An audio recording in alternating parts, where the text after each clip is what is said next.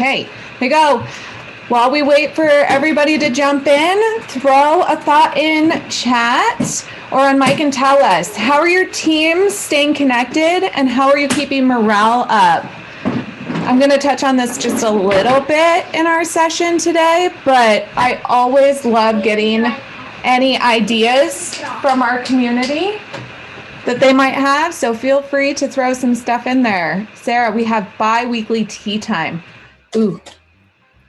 I remember having tea on campus with people and like swapping favorites.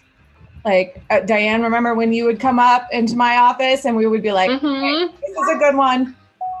Tea was part of the conversation. It's important. It is. It is. We do a weekly social hour where we're not allowed to talk about work on Friday afternoons. And it's always hard. Usually like the first 10 minutes, people start to say something work related and then have to stop themselves. But it's been nice to sort of replace that lost water cooler time. Right? Well, because it's like, I just got that feedback there. Somebody was like, it seems like we just jump right into business and we don't have time for the relationship part anymore. And I'm like, you're right. We have been just jumping into it. Love the tea time. Daily, 3 days a week, stand-up meetings, 1 hour long meetings, and water cooler option meeting. I like the option for like not making the touchy-feely stuff super like mandatory for those who are just like underwater or it's not their cup of tea. Since we're on that pun was fully intended. Y'all will know by now that I'm full of puns and punniness. Our department ordered everyone personalized mugs for monthly meetings. Oh, that's cute. You guys can like sit around and like have your mugs. I like that. Oh, Texie, you aren't. Staff meetings every other week that often got canceled. Yeah, so that's one of the reasons why I'm throwing it on there, because I think that we need to acknowledge that sometimes we're not making time for that. And that's something that we need to be aware of.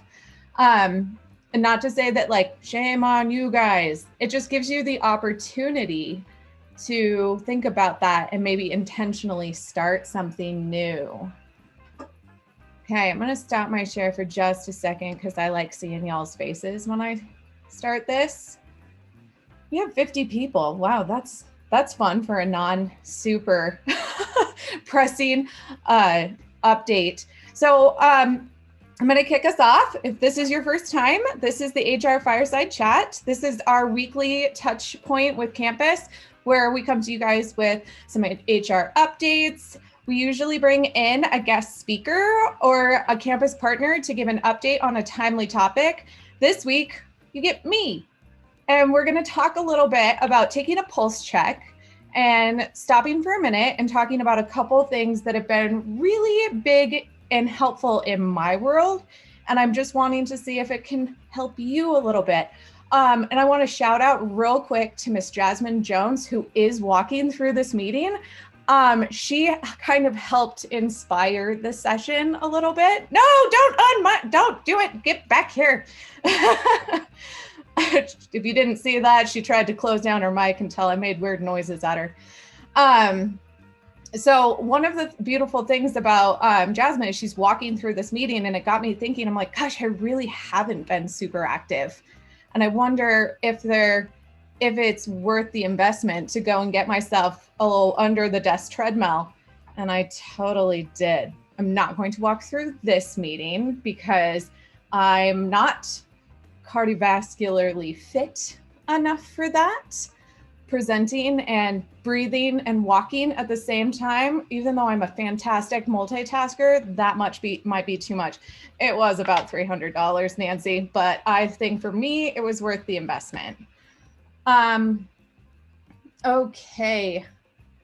Oh, yes. So yeah, we have a couple people who were inspired and got these treadmills. So way to go, Jasmine. We're then going to now have walking meetings, which can be part of what I talk about later. But first, I do have some very speedy HR updates for you. First of all, next week is March. Yep, next week is March, guys. Guess what that means? Performance evaluations are due. Please get those in. If you're having issues, reach out to the HR growth team. We also have had cybersecurity released upon us. Thank you, DHR. Make sure that you get that done by the 31st. So as far as some other HR things that you can be a part of, the welcome team will have a DRC meeting on the 11th of March. If you missed their February session, it was fantastic. We had a lot of great engagement. Their recap video was slow to get out to public because I had to do a lot of fun video editing when we pulled up a real live recruitment and I had to black out real names. That was fun. Kristen, I see your hand is up. Give me just a second. And then we have, remember to mark your calendar for March 9th. I'm looking at my calendar for updates because we will have Mark Heil and Ken Klein that will be speaking with us at the Fireside chat. And they're going to talk to us about the budget. And if we have some information from DHR, how our CEC process could be running through. The other note I have is we have our virtual benefits fair and our open enrollment coming up. I'll be presenting some information on that with Miss Camille Mick in late March. So don't think that we've forgotten about that. We are planning way ahead. Okay, Kristen, you got your hands up. What do you got for me? Hi, Kaysi. Hi. Quick question on the cybersecurity training. I don't remember where I heard it from, but is that something that we have to have done by the 31st, or it could affect our CEC if we do this one? Yep, that is correct. You will need to have it done. And we get a list of people who haven't done it throughout the month of March. So we have a couple people in HR who are going to be poking y'all right along and being like, good. Hey, you got a person that hasn't done it. Please make them do it. And DHR is also really good about sending out a lot of updates on that. Candace, you just threw in chat, finished it, very short, 35 minutes. Thank you. Yes, it's on my to-do, except I tend to be one of those people that's like, I'll do it the Sunday before it's due, because I'm that good. I'm that kid. Okay, thank you. I got you, Kristen. Yeah. Any HR questions before we get into some of the fun content that I've got for you today? Oh, yeah. It would be great if they would schedule this a different time, but DHR does what DHR wants sometimes. Ooh, you can speed up the video? Getting all the hacks in here. That's fun. Oh, and also do check your spam folder because you should have received it Monday. And if not, that's where it's hiding.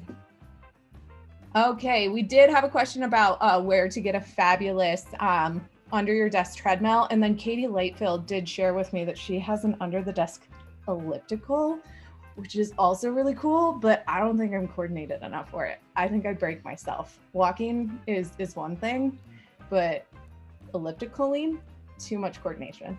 So Katie, be careful, don't break yourself. You're too valuable. Okay.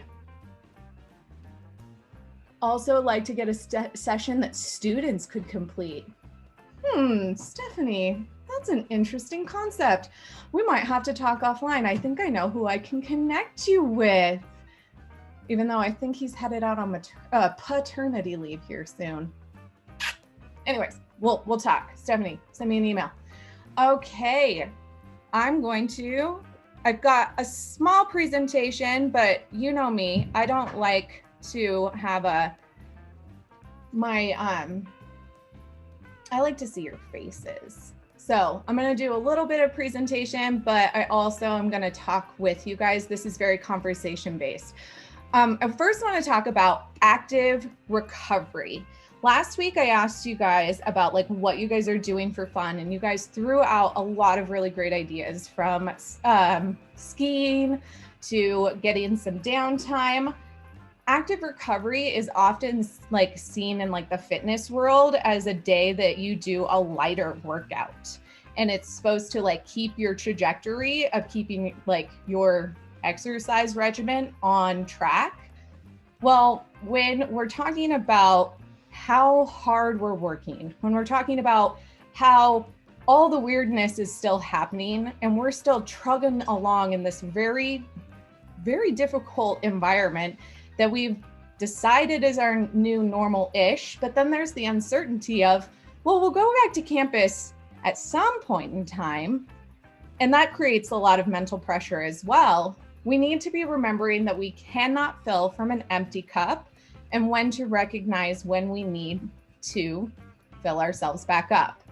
So a lot of people, when they're thinking about recovery, they're like, oh, okay, at the end of the day, I'm just going to sit down and veg out.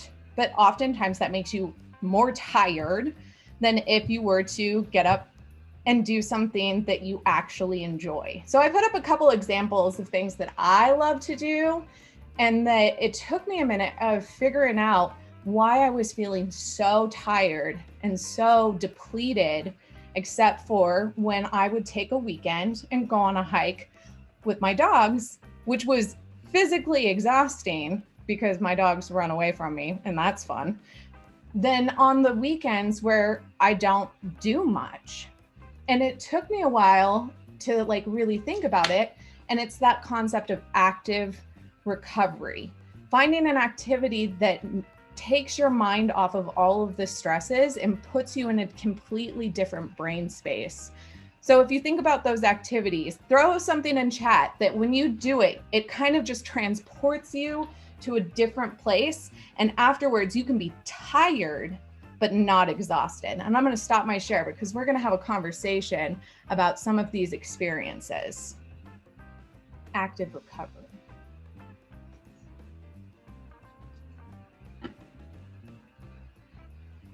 Hiking in the foothills. Okay, I do feel like we need to like create like a hiking group and we all socially distance hike together or figure out the best trails, because I'm a nerd. Riding horses.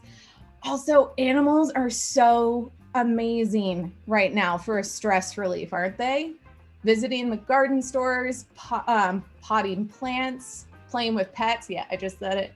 Taking a walk on the green belt, dance. Yes, yes, yes. Play favorite with headset. Sorry, what's that one, Audrey?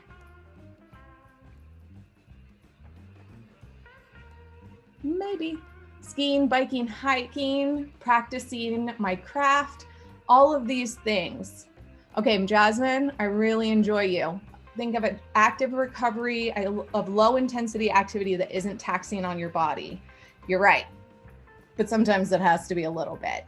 Like not to the point of exhaustion, but just enough to get you out of that headspace. Just enough to get you out of thinking whatever is putting you in that funk. Think about that. Something that will just push you to a different place. Adam, you do a lot of skiing. You know that place. Skiing, it makes you pay attention to the trail. Otherwise, you're going to hit a tree, right? And I don't want people to think that reading and yoga is not included in that. Meditation and reading totally is. Escapism is not bad. You just need to do it in a healthy way. And we're going to get into that because it's all about finding balance. You guys are not very chatty with me today. That's okay. I'll get there. Who wants to share a story about a rough week where active recovery brought them back? Now that we have examples of what we know is active recovery.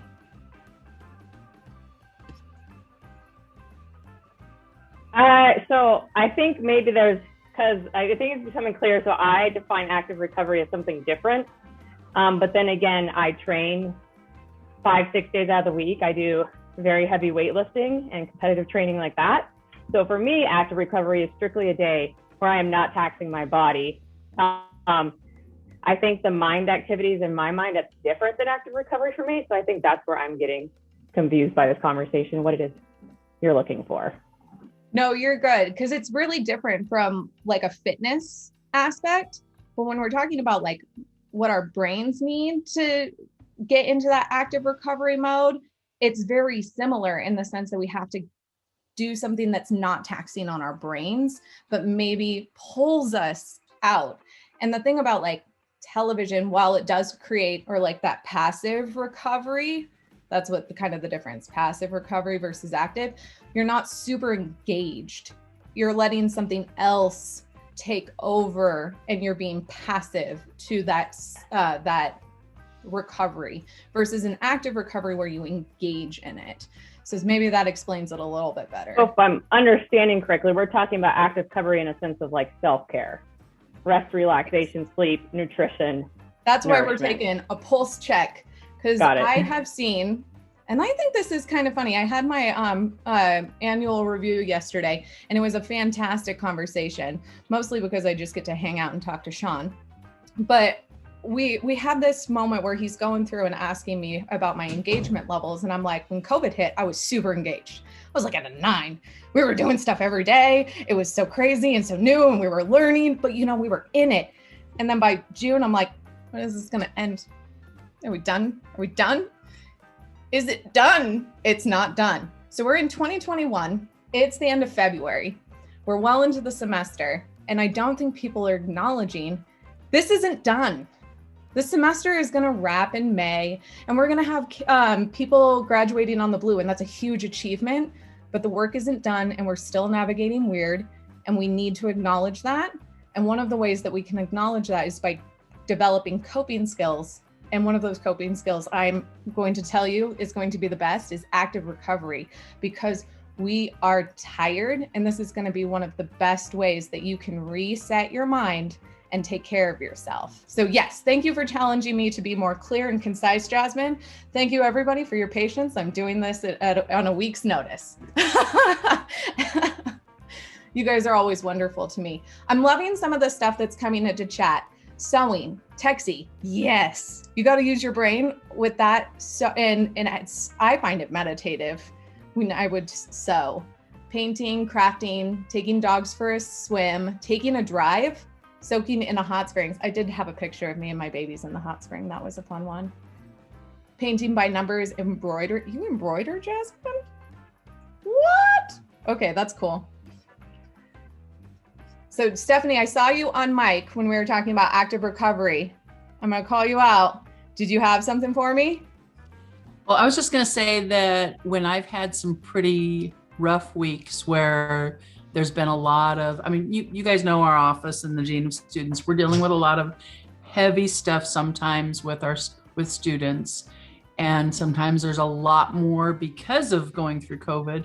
I found that I was just drained, and I found I was tired. By the end of the day, I wanted to go to bed, and that was like 7 o'clock. And I figured, okay, well, I'm tired. I went to bed by 8 o'clock, got up 5 o'clock, and I felt wonderful the next day. And it just really helped to just recharge me. Oh my gosh. Thank you, because you hit my absolute next point. We need to sleep, y'all. We need to sleep so much. This is gonna, if you cannot find a way to get yourself into active recovery, find a way to sleep more. So I'm going to share with you guys this PowerPoint. This link takes you to a TED Talk with Matt Walker. He's got a whole series on ways that you can, and then up here is his other TED Talk on tips for better sleep, where he makes the following suggestions. If you can do one thing for yourself, it's figure out how to sleep better. Because without that, you're pretty much doing brain damage. And at one point in time, he talks about how overnight shifts are seen by some medical professionals as a carcinogen. And I'm like, what? Like, it literally can kill you to not sleep.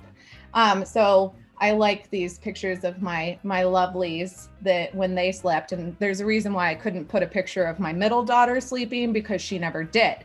That was a fun time for me as a parent. But if you think about it, kids, they sleep, and they sleep so hard. You kind of got to go back to some of those basics. Why did kids sleep so well? One, they let themselves. So let yourself sleep. easy concept. No, simple concept, not always easy. Let's acknowledge that. But then there's the other thing. As all good parents know, as all parents know, kids do best when they get on a sleep schedule. So you have some regularity to that. You have a good routine with that. If you can set up a really good sleep routine for yourself, you'll find that you do better. And that sleep routine, and I will tell you guys, I'll be the first one to tell you, I'm not excellent at this step, is to put away your screens when you're going to go to sleep. And my excuse is totally an excuse. I like to play card games. I play hearts, play 2 rounds of hearts before I go to bed. But, you know, it's not great because you're still looking at a screen. But, you know, I'm weaning myself off of it. He also suggests cooler temperature, darkness. And the one that I thought was super strange, but does work, is to get up when you can't sleep. Like to get out of your bed, to not associate your bed with that restlessness, but instead to get up and go find something else to do until you're ready to come back to your bed and then go sleep. So for those of us who might be taking our laptops into bed with us and doing work in bed, what that says to me is we got to stop that. Because we're also probably, and I'm guilty of this, like this, I'm totally guilty of this, because that's what I do in the morning. Like it's the quiet place where my children aren't. I get up in the morning and I work in my laptop on my bed. I should probably find a different place to do that. And so should you, if that's what you're doing, because your brain is going to start to associate your bed as a workplace, and it can influence your sleep patterns. And you're looking at a screen. And then the one button that I probably am going to be the absolute hardest for me to do, I don't know about the rest of you, is limiting caffeine and alcohol. It said, don't go to bed too tipsy. It didn't say eliminate alcohol. It also didn't say don't drink coffee. It just said don't drink coffee in the afternoon. So those of you that need your morning coffee and would like your evening adult beverages, y'all are good, just moderation. But I'm not real good at the whole limiting of caffeine right now, but it's good to know. Another thing I wanted to just bring up for those of you who might have some tips for the rest of us. I've been talking to my entire team till they're sick of it. I got a weighted blanket. It's magic. If you have the funds or if you have the interest in a better night's sleep, that helps. And Jordy, I'm going to call on you. You have one. It helps. Nod. Acknowledge me, Jordy. I know you're multitasking. Okay, thumbs up. There we go. So sleep is super important. So Stephanie, thank you for leading us off into this section, because if you do not have the energy for that active recovery after a draining day, do yourself a favor, do what a kiddo would do and just crash. Just like my little Ray in the corner over there with her splayed out. Yes, Texie, that's the best photo, isn't it? Kaysi, I've also noticed that I have a really hard time sleeping sometimes when I've got pressing things at work. Mm-hmm. I will literally work at night. And I've had to tell my boss, tell me if I didn't already tell you this, because I think I've done it in my dream already. This is why sometimes you guys get a Fireside Chat recap late, is because I've written it in my sleep. And I didn't actually write it. I respond to emails and text messages in my sleep. But I will tell you, Jasmine, you have me to just email myself a reminder, and then it's out of my brain. Yes. Jasmine, you have a question or? No, I was going to add to Stephanie's thing, what she just said, because one thing I find helpful, because I have a very active mind, it's hard for me to shut down. But if something's keeping me up at night, I'll email myself so that I don't forget it in the morning. And then again, once it's out of your head, then just move on and deal with it the next day. And I'm like, nothing at work is like that important that I can't wait until the next day. Yeah, no, I totally love that. I think we need to be creating hacks for ourselves. I will say that of all the tips that are on this, the ones that are working for me, other than the weighted blanket, which I swear is a game changer, has been not drinking coffee after 3, unless it's an absolute not gonna make it through day, and creating a better routine, a better wind down routine. So the problem I have as a coach when I'm coaching on anything and developing better habits is everybody wants to try everything because they have all of these things that they can do and that can make them better. Don't try to do all of them. Choose 1 or 2 that seem the most doable or most attractive and start incorporating that into your routine. And as far as like when your work is so extra and when your brain is so extra, Stephanie, maybe you need to get up, go write it down, and then come back to your bed. Because I have found that same thing where I'll wake up in the middle of the night and be like, I didn't brand that presentation. It's due in 2 weeks. Just shut off. Just shut off, right? Okay? We all do it. All right, we've got some stuff in comments. Try to end each workday with a task list that I didn't get done today, what I need to do tomorrow, and that way I don't have to keep it in my head and keep thinking about it.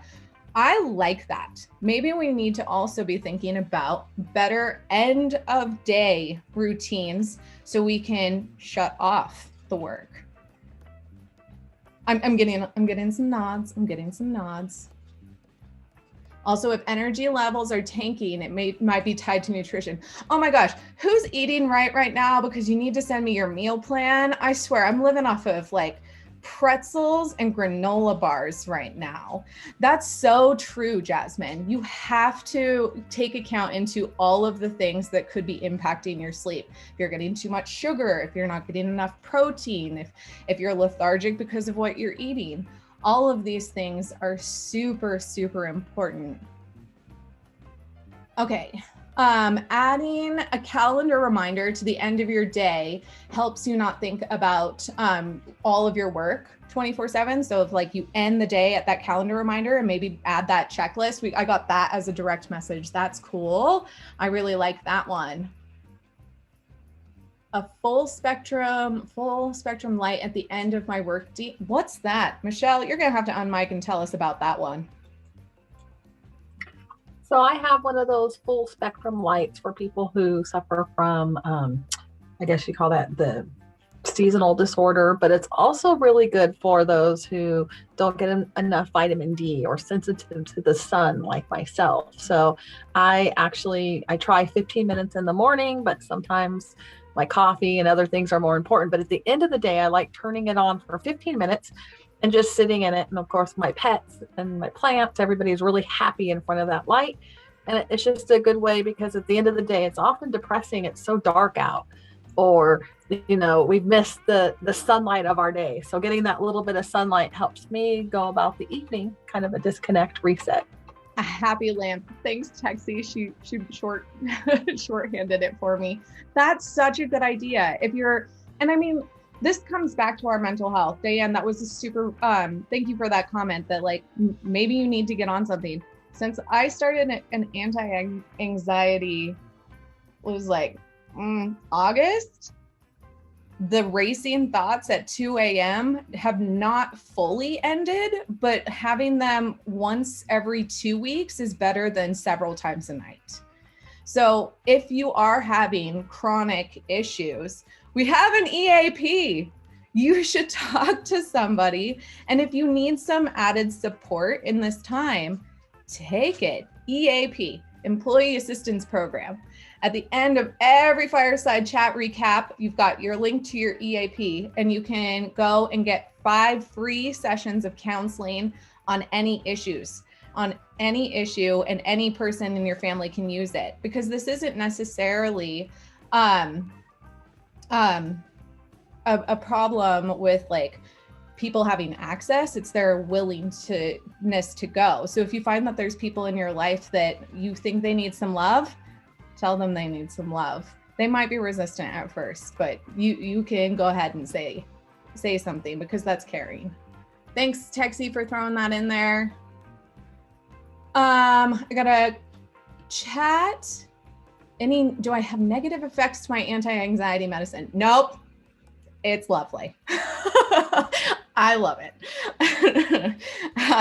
I honestly am I didn't sleep before. Like that was the other thing that helped me sleep. So if you are having trouble sleeping, that could be part of it.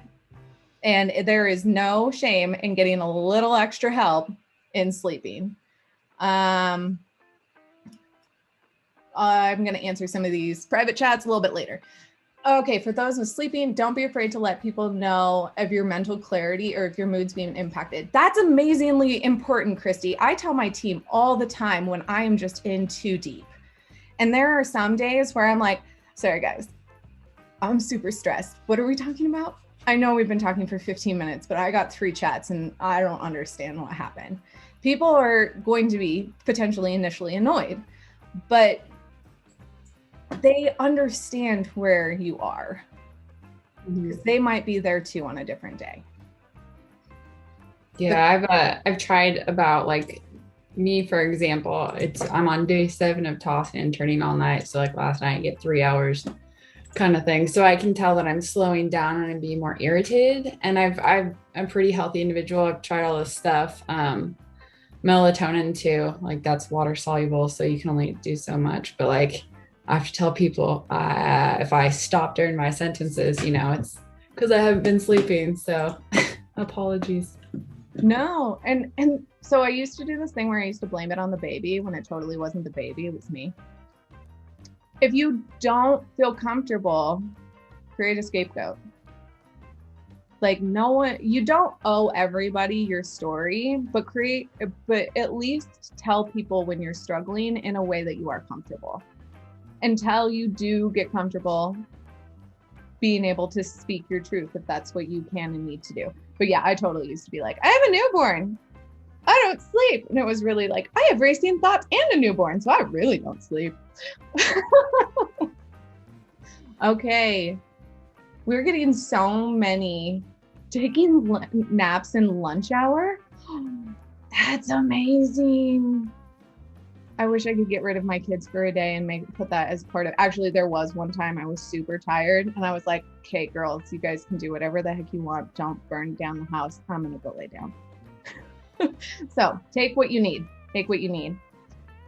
There are so many comments that are coming in. I'm going to be creating a list and call it in the recap tips from you and put some of these tips that you've thrown in there. And we also had a comment that if somebody's in super need or wants to attempt using a weighted blanket, someone in this group private messaged me and says they have one that they are willing to donate. So please reach out to me if you're in desperate need of one. Also, Adam, can you please throw the sign up link in chat because you're so wonderful, as to remind me we have a midday mindfulness on Tuesdays and Thursdays from 1 to 1:15. That's brought to you by your Bronco Fit group. They are wonderful, aren't they? Yes, that's the Zoom. Bookmark that. If you need some mindfulness, we did have somebody talk about the Calm app. There's also apps like Headspace. Just listening to Audible or even like a quiet music to go to bed can also help. But it's all part of that regularity and creating that winding down routine, in my opinion anyways. I'm not an expert, I'm just an archivist of information, and I've watched about 60 different TED Talks on this topic over the last, what are we in? Like probably 6 months, because self-care has been incredibly on my mind in this last year, and making sure that we take care of ourselves and each other. Taking time to breathe deeply through the day is something that I'm not good at doing, but I know I need to do. Yes, definitely need to take deep breaths. I actually end up doing that a lot because I mentioned pretty high anxiety, right? So I sit when I'm in a meeting and I'm having high stress, and I literally will do the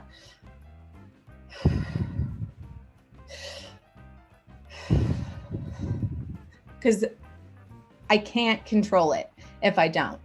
And I'm pretty sure my whole team thinks I'm crazy when I'm sitting there, and I try to keep my hands under the camera. But unless I do the whole movement, I don't get that full breath. There's toxins that build up in your lungs that can add into that anxiety. So by taking those deep cleansing breaths, you can rid yourselves of those toxins, and it definitely helps with calming you down. But that's more about calming yourself down.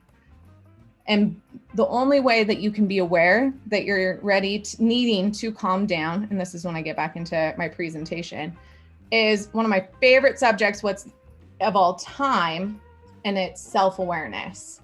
People think that I'm crazy when I do a StrengthsFinder training. Haven't in a while, but I used to say self-awareness so many times that it would annoy people. And I was always super excited about that, because that is what matters. Being aware of yourself. If you're not aware of your level of anxiety, if you're not aware of your level of happiness, your level of burnout, that's the problem.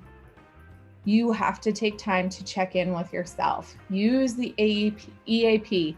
Talk to somebody to figure out where you are in your map and validate your very real feelings. Because just because somebody else doesn't have the time to acknowledge that something is stressful to you does not mean that it is not. That is why the EAP becomes, or going to counseling and taking time to discuss those stresses becomes important, because then you don't internalize them. I'll tell you right now, I have a weekly counseling appointment, and I call it my weekly appointment with myself. And it's a check-in every week. How did the week go? What am I feeling this week? What do I know is going to come up next week that's going to stress me out? How can I mentally prepare for that? What can I be doing for myself this weekend to get ready for that and to recover from the mess that was this last week? Those are all, and that seems like a ton. And that's because I have a counselor who's very good at following my very rapid train of thought. And you do have to work to find a professional that fits with you. I've gone through about 5 counselors, and this guy's awesome. But anyways, you have to find somebody who works for you and does what you need, but you need to become aware of what you need and how you can help yourself. There is not necessarily there's a question in chat. Is there an approval process to get an hour for things like that? There's the hour Bronco Fit release time. So look into that. It's on the Bronco Fit page. Can somebody in my wonderful HR team find that and throw it in chat for me? Because it's a form that you and your supervisor fill out, and you get an hour of release time to do whatever. I use mine to do counseling. You do not have to use yours to do counseling. You can use yours to take an hour of active recovery, or even more passive recovery. Thank you, Michelle Gordon, you're amazing. But one of the things I want you to also be thinking about when we're talking about self-awareness is figuring out who your support system is. Not only and checking in with them. They're going to be a good indication and kind of a barometer of telling you where you are. So we've all had a hard year. I remember having a conversation with a colleague, and she's like, okay, we got to stop for a second. You're not okay. And I'm like, no, I'm fine. I'm fine. Let's just push through this. And she's like, no, you're not. No, you're not. Stop. We're going to stop, and we're going to talk about you for a second. And I had a complete and utter breakdown. It was lovely. She was actually the person who told me I should probably go talk to somebody and see if some medicine would help with that. Totally did. She's amazing. But I was not aware that she was part of my support system. I was not fully aware of my support system. I was not taking the time to ask people around me for help. And this is a weird year. We want to be okay. We don't want to burden other people. But one of the things that I have discovered that is immensely impactful is the ability to ask somebody for help actually gives them the opportunity to fill your bucket, and then also allows you to fill theirs. So you have to remember that we need each other. And I think that that's super, super hard when we're having these conversations about like, oh, I haven't really done anything with my team lately, and we haven't really been talking. That means that we're probably also not checking in on one another.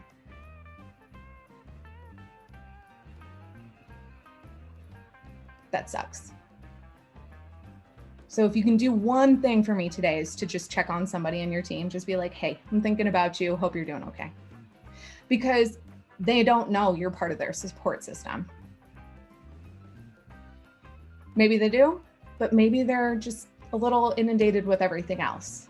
I love this. When you're able to help someone else, it makes you feel better too. Exactly. By not asking for help, you're depriving that person of feeling good. Isn't that weird? I find that so strange because I'm super independent and I'm super like, I'm going to just take care of it. I'm going to do it all. No, it's heavier that way. Many hands make light work, and all of the things are heavy. And so if we can all lift them together, it's so much better. Jasmine, I'll be putting a list in the recap of some of the ideas that people are doing to stay connected as a team. But that's something that I know our team even received the critique of. It's like, oh, I kind of miss the beginning of COVID when we used to chat more. So I've seen ideas where like people get on jam boards and they do virtual jam boards too. But for all those on the HR side, get ready for it. Kaysi's got ideas. We're going to be doing team building. Susan just rolled her eyes. It was amazing. When I need somebody to talk to, I try to ask if they have the capacity to listen to me at the time. Mary, that's a very sweet way of checking in to see if somebody is ready for that. I appreciate that for sure. That's so good. Just connection in general. And remember, next week at the Fireside Chat, we're going to be talking about employee social networks, which is going to be an opportunity to connect with people that might be outside of your department in a social way. And it definitely, in my opinion, is going to help bring the sense of belonging up. I'm going to share my screen again, and I'm going to share one more story before I open up to a little bit more dialogue. But I want to go back to this concept that I was talking very frequently about in 2020 when Matt Neese was talking to us, and that was extending grace and gratitude. So this lovely picture, my sister, sorry, she's on my mind. She had a baby this weekend. Anyways, this is a picture of my daughter at her dance recital this December. And we were late. We were so late. Everything was chaos. And my very sweet friend, who's my dance mom friend, she got a picture of this like gorgeous moment where I'm applying lipstick and everything looks so serene and loving. It was pure madness and chaos. I was cursing feverishly in my head because her lipstick was all over the place and it was a very red color and it just didn't. Okay, so the point of this is you have to remember to be kind to yourself. Like,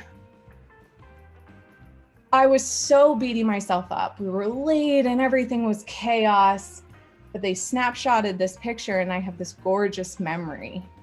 So not everything is always going to stick in our mind as like the negative. We got to slow down and find the beauty. We got to slow down and remember to be kind to ourselves. And that doesn't mean always saying, it's okay that I didn't get that done. It's okay that da-da-da-da-da. Sometimes it's okay to say, yeah, I didn't get it done. I'll get it done. It'll be fine. Other times being kind to yourself is you need to be more accountable. It just depends. It depends on the situation. What I want you guys to take away from this is the quote that I threw up there. Asking for help doesn't mean you're weak. It's because you want to remain strong. I asked Sam to take a picture of me and my girls. I didn't realize she caught that one. I just wanted a happy picture of us smiling so I'd remember this was great. I now get to remember that it was work and it was worth it. So I just care about every person on this call, and you guys are always so wonderful as to coming and listening to me chat. And then even though you're a little on the quiet side today, this chat has been blowing up. I want to take the remainder of the time and just have a conversation about how we're doing. Maybe brainstorm some ideas of how we can better take care of ourselves and maybe take care of the people around us. And remember, you have all the HR people here. If you need to connect with somebody one-off to get on with EAP, if you need to do anything, I'm here.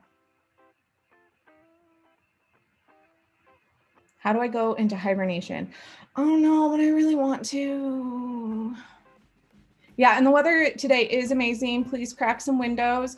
Go for a walk outside, Jasmine. I'm kidding. I'm just so picking on you because you're gorgeous. First of all, I do go walk outside, Kaysi. But I tend to walk at my desk because I also don't want to stay sitting at my desk for 8 hours. I like to be active throughout the day. No, I love it. Don't be afraid to be vulnerable. I just learned this and I'm 55 years old. People really want to connect. Candace, I think that it's lovely that you said that. I had this moment where I was talking to Sean. I was like, I figured out one of the reasons why I'm so exhausted. I'm a people pleaser at heart, if you didn't know that about me. I care deeply what people think about me, for better or for worse. It's just part of who I am.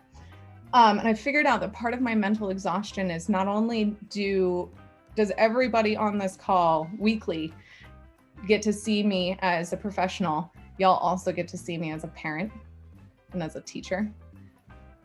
And I don't think I'm very good at that teacher aspect. I know I'm a good parent, but y'all get to see me when I'm trying to triple task. So I might not be at my best parenting moment right there. So it took me about 2 months ago realizing, oh, that's why that sucks so much, because I'm caring about not only how much you care about me as a professional and as a somebody who's working at Boise State, I also care about how you see me as a parent. That sucks. Ooh, how do I get over that? You recognize it. You don't get over it. You just recognize it. You say, okay, so I had a weird parenting moment in front of the camera. Had a weird moment with my kids on the camera. Okay, we're going to acknowledge that. It was weird. We're not going to internalize it. There's nothing you can do about it. And people do that with their furry animals. Like, I'm sure Jasmine's dog has done something weird in the background. Yep. Yeah. We have this perfect image of ourselves. And COVID is destroying that, which I think is actually okay, because we're not perfect. And I think we need to be aware of our imperfections, because that makes us like really wonderful human beings. And we need each other. So where I'm not perfect, I definitely need to lean on some of you guys so we can be a really, really good team.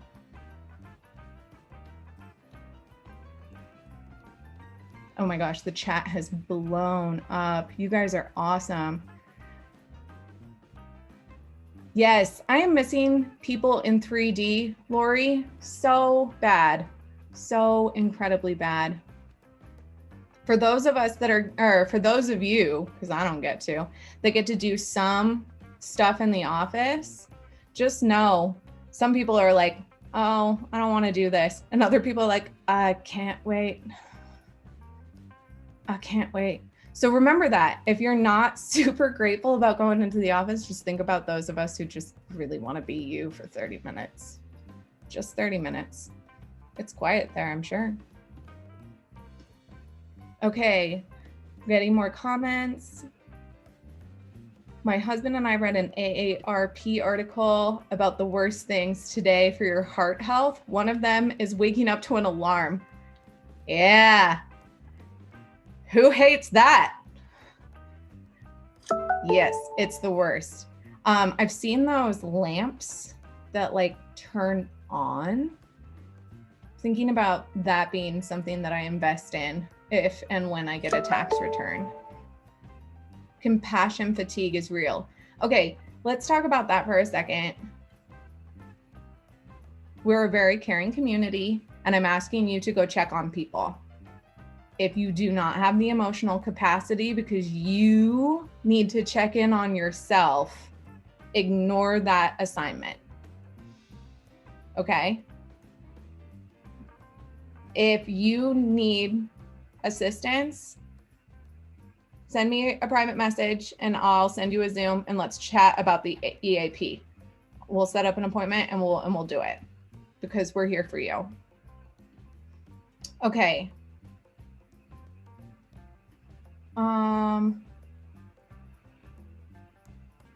We're getting a couple direct messages about some things that I can put in the I'm going to put some of these in the chat because they're really good tips, but they want to remain anonymous. So that is great. And that's, Jasmine, I love your point. Normalize self-care and mental health. That's why I'm like taking over this entire hour to talk about validate that this is still hard. We said 2021 is going to be better. And I will say it is markedly better. It is. But I don't think it's gonna be the same better as like 2014 was great. I don't even remember what happened in 2014. I don't remember what happened last week, but every year is gonna be weird.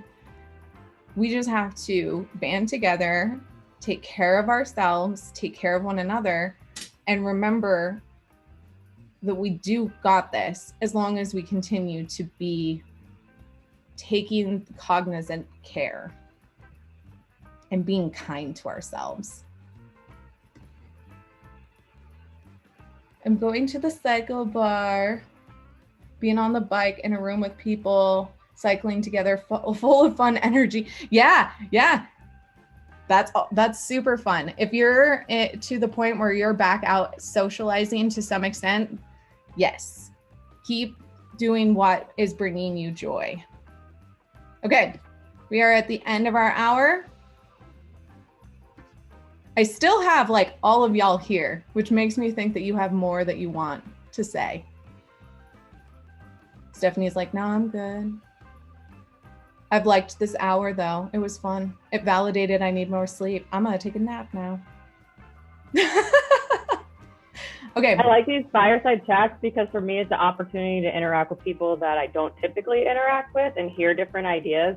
And for me, like health and wellness is like my entire background, my passion, my knowledge. If you haven't met me, then you don't know that. If you do know me, then you do know that. So it's cool to get ideas and brainstorm and share.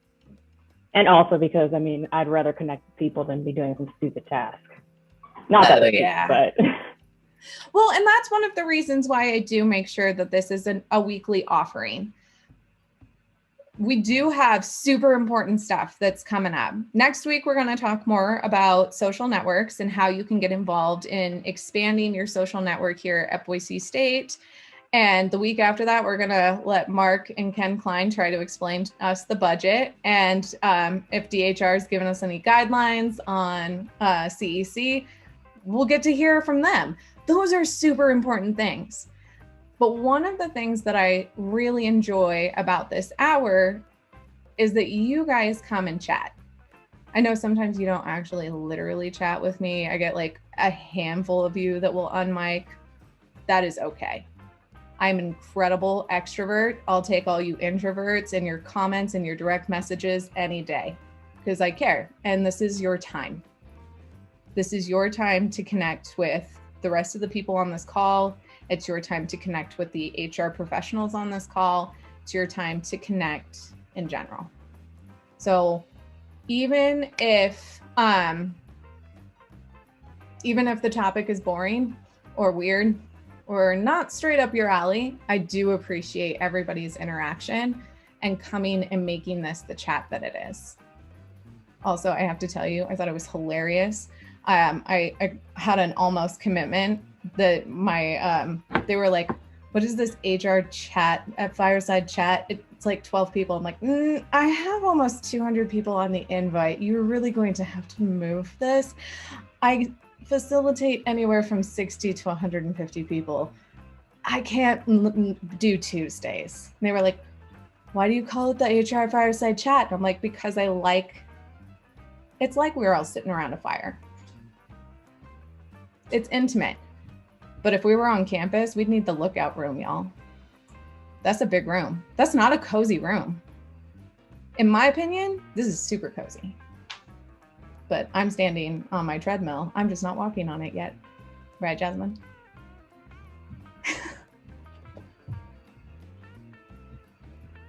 Okay. If you need anything, I'm here.